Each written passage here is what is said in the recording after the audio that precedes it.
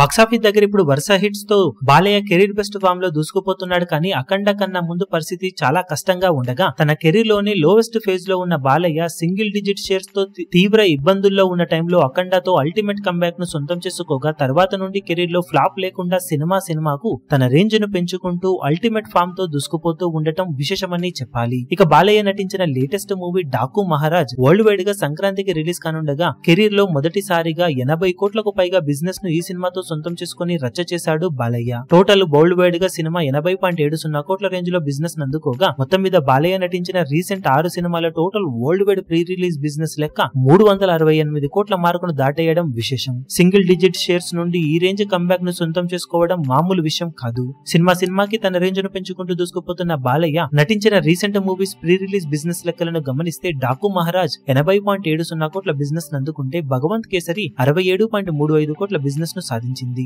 వీరసింహారెడ్డి 73 కోట్ల బిజినెస్ నందుకోగా అఖండ 53 కోట్ల బిజినెస్ ను సాధించింది. రూలర్ మూవీ 23.75 కోట్ల బిజినెస్ నందుకుంటే ఎన్టీఆర్ కథానాయకుడు 70.60 కోట్ల వరకు బిజినెస్ నందుకుంది. అంతకన్నా ముందు చేసిన సినిమాలు జయసింహ 26 కోట్లు, పైసా వసూలు 32.5 కోట్లు, గౌతమిపుత్ర శాతకర్ణి 46 కోట్ల రేంజ్ లో బిజినెస్ నందుకున్నాయి. అప్పట్లో బిజినెస్ తక్కువగానే ఉన్నప్పటికీ అఖండ సినిమా తర్వాత తన రేంజ్ మారిపోగా సినిమాకి సాలిడ్ బిజినెస్ ను సొంతం చేసుకుంటూ దూసుకుపోతున్న బాలయ్య లాస్ట్ 6 సినిమాల బిజినెస్ తో 328 కోట్ల మార్కును దాటేయడం విశేషం. ఇక బాక్సాఫీస్ దగ్గర మంచి అంచనాల నడుమ వస్తున్న డాకు మహారాజ్ మూవీ ఎంతవరకు అంచనాలను తట్టుకొని ఈ బిజినెస్ ను రికవరీ చేసి బాలయ్య కెరీర్ లో బిగ్గెస్ట్ కలెక్షన్ల రికార్డును నమోదు చేయగలుగుతుందో లేదో చూడాలి. మీరేమనుకుంటున్నారో కింద కమెంట్ సెక్షన్ లో గెస్ చేయండి.